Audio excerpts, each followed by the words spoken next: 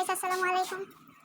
আমি যাচ্ছি কিশোরগঞ্জ মেডিকেলের সামনে রেলিশ করলাম। আমার কথা শুনে আমি তো আবার উনি নাকি ওনার মেয়ের বয়সে একজনকে বিয়ে করছে, বিয়ে করে উনি ওনার জীবন খেয়ে বলতেছে আমাদের কাছে যে সেই মেয়ে নাকি তার 6 লক্ষ টাকা নিয়ে পালিয়ে গেছে এবং তার ছেড়ে দিয়েছে। তার প্রথম স্ত্রীও তাকে ছেড়ে দিছে, ছেড়ে দেওয়ার কারণ সে বিয়ে করছে তার মেয়ের মতো, মেয়ের বয়সী মেয়েকে সে বিয়ে করছে।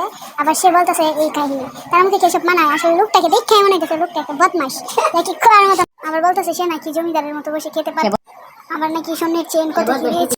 আসলে আমরা রিস্কে আমার বাড়ি যাচ্ছিলাম, তারপরে এইসব কাহিনী জুড়ছে সে বলার মতো না। আর তার কথাবার্তার ধরন মানে অন্যরকম, মানে দেখে বোঝা যায় যে একটা লুচ্চা টাইপের মানুষ। যে কেউ যদি কিশোরগঞ্জের মধ্যে এই লোকটার রিস্কের মধ্যে উঠেন সবাই সাবধানে উঠবেন, সবাই সাবধানে কথাবার্তা বলবেন, কারণ এই লোকটা নজর একদম ভালো। আজকে যদি আমার ভাই থাকতো আমাদের সাথে, তাহলে এই লোকটার মানে যা বলার মতো না, অবস্থা একদমই খারাপ হয়ে যেত। মানে এত মার খাইতো যা বলার মতো না। আর এই লোকটার মানে কথাবার্তার ধরনই অন্যরকম। মানে নিজের মেয়ের বয়সী মেয়েকে বিয়ে করে আবার বলে তাকে নাকি চেন দিতে, তার সন্তানরা আবার তাকে ছেড়ে চলে গেছে, আবার তার এই প্রথম স্ত্রীও তাকে ছেড়ে চলে গেছে, দ্বিতীয় স্ত্রী তাকে বিয়ে করছিল সেও নাকি চলে গেছে। কি এক বাজে অবস্থা! এইসব লোকেদেরকে মানে দুটো দিয়ে পিটিন দরকার আমার হিসাবে। ইচ্ছা কোথাকার সাবধানে উঠবেন এবং সাবধানে কথাবার্তা বলবেন, কারণ এই লোকটা নাকি একদমই ভালো না। সে বলে নাকি আবার তার প্রথম স্ত্রীও তাকে ছেড়ে চলে গেছে, আবার সে তার আইডি আমাদেরকে দেখাচ্ছে, আমরা যাতে তাকে বিক্রি দিই। তাহলে আমরা বললাম ভাই আমরা কিছু দেখি নাই মামা। তো আর আমাদের পরে আমি আর ভাবি এই লোকটাকে আচ্ছা মতো করে শুনেছি, বলার মতো না।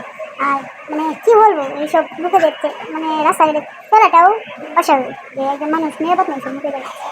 এইসব লোকেদেরকে রাস্তাঘাটে পাইলে পিটিং দরকার, যাত্রীদের সাথে একটু সব ব্যবহার করে ইচ্ছা করতে পারে খারাপ প্রভাব।